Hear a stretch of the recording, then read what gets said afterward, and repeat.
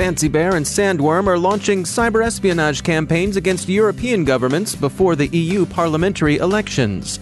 The FIN7 cybercrime group is still active and it's using new malware. A scammer stole more than $100 million from Google and Facebook. Facebook stored hundreds of millions of passwords in plain text for years. And chatbots can learn to impersonate you based on your texts.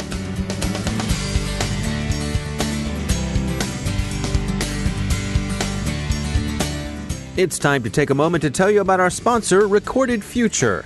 Recorded Future is the real-time threat intelligence company whose patented technology continuously analyzes the entire web, developing cyber intelligence that gives analysts unmatched insight into emerging threats. At the CyberWire, we subscribe to and profit from Recorded Future's Cyber Daily. As anyone in the industry will tell you, when analytical talent is as scarce as it is today, every enterprise owes it to itself to look into any technology that makes your security teams more productive and your intelligence more comprehensive and timely, because that's what you want, actionable intelligence. Sign up for the Cyber Daily email, and every day you'll receive the top trending indicators Recorded Future captures crossing the web. Cyber news, targeted industries, threat actors, exploited vulnerabilities, malware, and suspicious IP addresses. Subscribe today and stay a step or two ahead of the threat. Go to recordedfuture.com/cyberwire to subscribe for free threat intelligence updates. That's recordedfuture.com/cyberwire. And we thank Recorded Future for sponsoring our show. From the CyberWire studios at Data Tribe, I'm Dave Bittner with your CyberWire summary for Thursday, March 21st, 2019. Two Russian APT groups are targeting European NATO member states with ongoing cyber espionage campaigns ahead of the EU parliamentary elections in May. Researchers at FireEye observed both large-scale and highly targeted phishing operations launched by Sandworm and APT-28 against European government institutions with the goal of stealing credentials. Sandworm is the group believed to be responsible for the 2017 NotPetya attacks. APT-28, also known as Fancy Bear, was one of the threat actors that hacked the Democratic National Committee in 2016. FireEye says their efforts seem to be coordinated, although the two groups use different tools and techniques. Sandworm prefers publicly available hacking tools, while APT-28 leans toward custom-made malware and zero-day exploits. The campaigns are believed to have three primary objectives. The first is stealing information and credentials for use in future attacks. The second is gathering intelligence to give Russia a diplomatic advantage. The third is collecting data to assist in information operations. FireEye didn't specify which organizations were targeted or whether or not the attackers got their hands on sensitive data, but it did say that attack campaigns of this size are generally successful. It's not clear if these campaigns are directly focused on influencing Europe's upcoming elections or if they're part of a more general cyber espionage operation. FireEye thinks it's safe to assume, however, that European voting systems and political parties are very tempting targets for Russian intelligence. CNBC notes that FireEye's findings are in line with an announcement from Microsoft last month, in which Microsoft warned that APT-28 was launching phishing attacks against European think tanks and nonprofit organizations. At a leaders' summit taking place in Brussels today and tomorrow, European Union leaders are expected to urge governments to do more to protect the upcoming elections against coordinated information operations by foreign powers. The FIN7 cybercrime group is still active, despite the arrests of several of its members last year.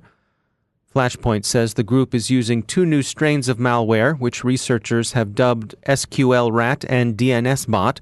The criminals are also using a new attack panel called Astra, which acts as a script management system that can push scripts to compromised computers. When an employee leaves your company, what kind of information are they allowed to take with them? Their contacts list?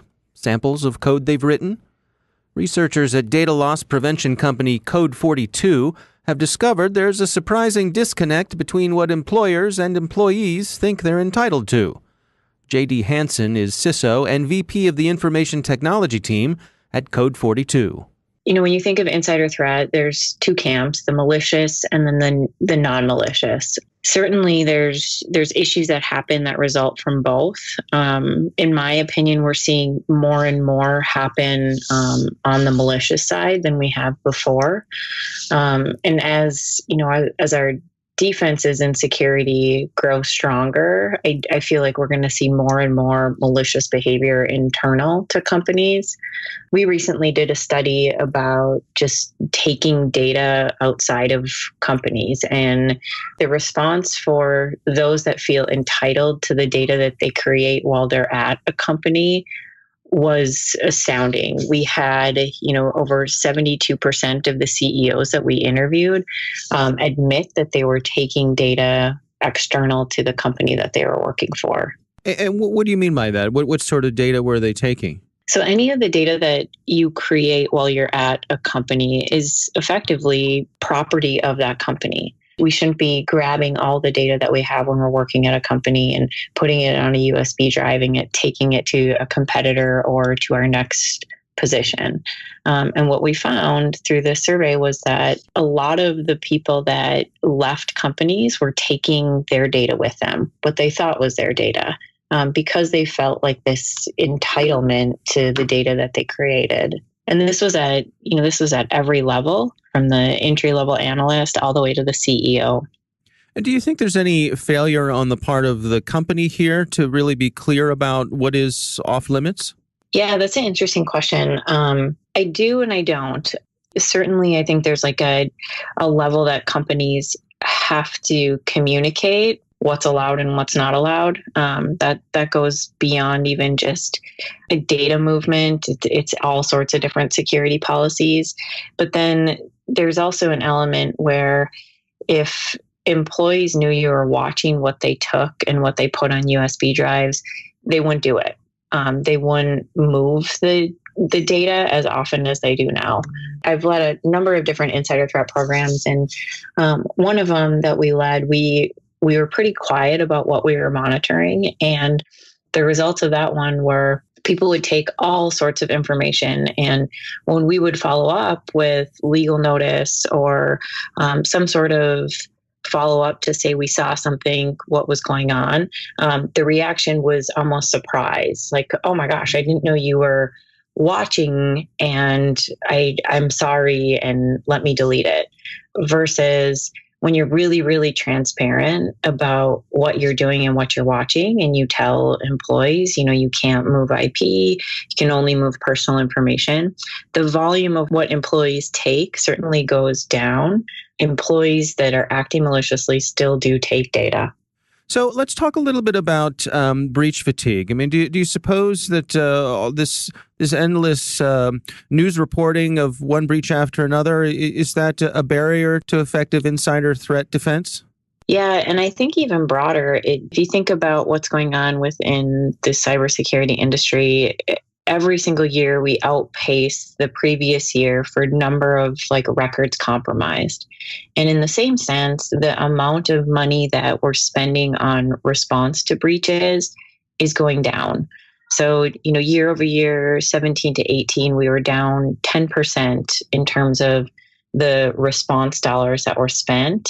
You can read into that, but, my read is that we're spending less on the response, meaning we're falling victim of this breach fatigue issue. And if you think through it, the giant breaches that hit in 2011 were what was talked about forever and were such a big deal. And now you wake up to a headline of some sort of company being breached almost every day. It's interesting to me, but I do think the consumer and businesses are getting more immune to this news story. And when that happens, you get less investment and less focus on it. And it's almost like certain companies are giving up on protecting it to the extent that they should, and doing the bare minimum, which is a very scary spot to be in from a cybersecurity perspective. That's J.D. Hansen from Code 42. Facebook stored hundreds of millions of users' passwords in plain text within a database that was searchable by 20,000 Facebook employees, Brian Krebs reported this morning. The issue was discovered in January when a security team was reviewing some new code and noticed that the code was logging passwords in plain text. The team launched a wider investigation to find other places where this was happening, and the company is still in the process of determining the extent of the problem. Krebs spoke with an anonymous senior Facebook employee who said between 200 and 600 million Facebook users may have been affected, dating back to 2012. Facebook partially confirmed the report in a blog post earlier today, saying that it plans to notify hundreds of millions of Facebook Lite users, tens of millions of other Facebook users, and tens of thousands of Instagram users that their passwords were being stored in a readable format within the company's internal data storage systems. Facebook Lite is a version of Facebook designed for areas with low internet speed and expensive bandwidth. Facebook emphasized that, quote, passwords were never visible to anyone outside of Facebook, end quote, and the investigation has, quote, found no evidence to date that anyone internally abused or improperly accessed them, end quote. The Irish Data Protection Commission, which has jurisdiction over Facebook's European headquarters under GDPR, said it was notified by Facebook and it's currently seeking further information. A Lithuanian man pleaded guilty in a New York court yesterday to scamming Facebook and Google out of $123 million over the course of 3 years. The man registered a company in Latvia that shared a name with a legitimate computer hardware manufacturer based in Asia. He then used a variety of fraudulent invoices and contracts to trick Facebook and Google employees into wiring him millions of dollars at a time. Facebook is said to have lost $100 million from the scams. Google lost $23 million. Finally, the Register notes that a machine learning engineer has created a bot that can learn to impersonate someone based on text samples of their conversations. The bot was based on research published last month by the artificial intelligence research organization OpenAI. OpenAI said it had developed a language model capable of advanced tasks, such as generating coherent paragraphs of text without task-specific training. OpenAI withheld most of the software from the public, however, fearing that it would be abused to create what the Register calls the equivalent of deep-fake videos for the written word. Using the limited amount of research that was released, however, the engineer was able to develop a bot that can impersonate you by learning from your messages in Facebook Messenger. This particular bot is fairly rudimentary, but its developer warns that it wasn't difficult to make, and he expects to see more sophisticated versions of this technology being used for malicious purposes very soon. And now a word from our sponsor, LookingGlass Cyber Solutions. When it comes to digital business risk, you don't want a general admission perspective. Get a backstage pass for the LookingGlass Digital Business Risk Roadshow this spring to learn the industry latest on effective third-party risk management tactics to protect your employees, customers, and brand, taking a proactive security posture to combat today's sophisticated threat actors, and a cybercriminal mastermind's insights on manipulating your organization's cyber strengths and weaknesses. Come see LookingGlass in a city near you. The tour includes Atlanta, Charlotte, Chicago, San Francisco, New York City, D.C., and Houston. They hope to see you at the show. To learn more about the roadshow and register, visit their website, lookingglasscyber.com. That's lookingglasscyber.com. And we thank LookingGlass for sponsoring our show.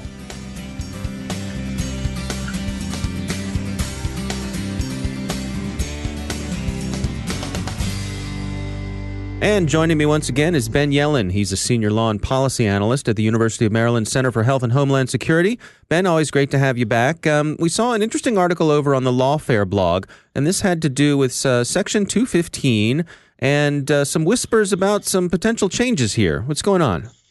Yeah, so Section 215 of the USA Patriot Act is the provision that we found out allows for the government to collect nearly all domestic phone records as part of a national security surveillance program. If you'll recall, this is one of the programs revealed in the 2013 Edward Snowden disclosures.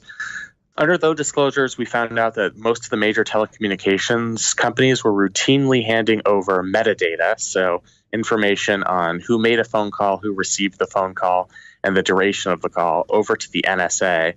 And they were holding those records for over 5 years. Obviously, that caused major controversy, particularly among privacy advocates. So Congress amended the law in 2015. The way that law works under what's called the USA Freedom Act is that the telecommunications companies themselves now hold those call detail records, and the government has to obtain a warrant from the Foreign Intelligence Surveillance Court to access those records. Now, that program is up for reauthorization at the end of this calendar year. And there have been whispers from staffers on Capitol Hill on the relevant intelligence committees saying that it's possible not only that the program will not be reauthorized, but that the National Security Agency and other elements within the federal government are no longer using the call detail records program at all. Part of that stems from an announcement the NSA made almost a year ago, where they said that because a bunch of phone records were not authorized to be obtained and were obtained by the National Security Agency, the NSA had to scrub up to 5 years worth of CDR, call detail records data. Now, they didn't make any announcement at the time that they were suspending collection under that program, but this has fed whispers that the program is dysfunctional. It's too much of a legal headache. It exposes our government to legal liability and controversy, and it's frankly ineffective. The government's Privacy and Civil Liberties Oversight Board under President Obama wrote in a detailed report in 2014 that this program hasn't really done anything to stop terrorist attacks. And frankly, and this is something the Lawfare blog article mentions, the technology has changed. And not only has the technology changed, but the terrorist organizations that we need to monitor to protect our national security themselves have changed. Al-Qaeda was a very top-down run organization. You could draw connections between low-level individuals and, whether they were connected to the high-level Al-Qaeda apparatus through these phone records, through figuring out who these people made phone calls to. Much more difficult in the current era. ISIS in particular has much less of a top-down structure. It's far more disorganized. It's composed of smaller factions, and terrorists have adopted the technology themselves. They're using encrypted apps, messaging services, rather than just making phone calls. So as a result, the program, I think, has perhaps run its course in terms of its effectiveness, and because it has become so controversial and has subjected our government to lawsuits and controversy, I think there's a good chance that by the end of 2019, we may get the definitive end of the call detail records program. That's interesting. So I suppose folks on the civil liberties side would take this as a win, regardless of how it comes. Absolutely. Now, of course, they would warn us that these are so far just the murmurs of congressional staff. I think one of them was quoted in an obscure article, and this kind of became fodder for the national security surveillance community online. There was excitement that this finally might be the death knell for the call detail records program. And there are obviously other programs conducted under the authority of the NSA that are controversial, but this was one that really stuck out in the post-Snowden freak out we all had over government surveillance. So, yeah, no matter how it ends, I think it would definitely be considered a victory for civil liberties advocates. All right. Ben Yellen, thanks for joining us. Thank you. And that's the CyberWire. Thanks to all of our sponsors for making the CyberWire possible, especially our supporting sponsor, Observit, the leading insider threat management platform. Learn more at observit.com. The CyberWire podcast is proudly produced in Maryland out of the startup studios of Data Tribe, where they're co-building the next generation of cybersecurity teams and technology. Our CyberWire editor is John Petrick, social media editor Jennifer Iben, technical editor Chris Russell, executive editor Peter Kilpie, and I'm Dave Bittner. Thanks for listening.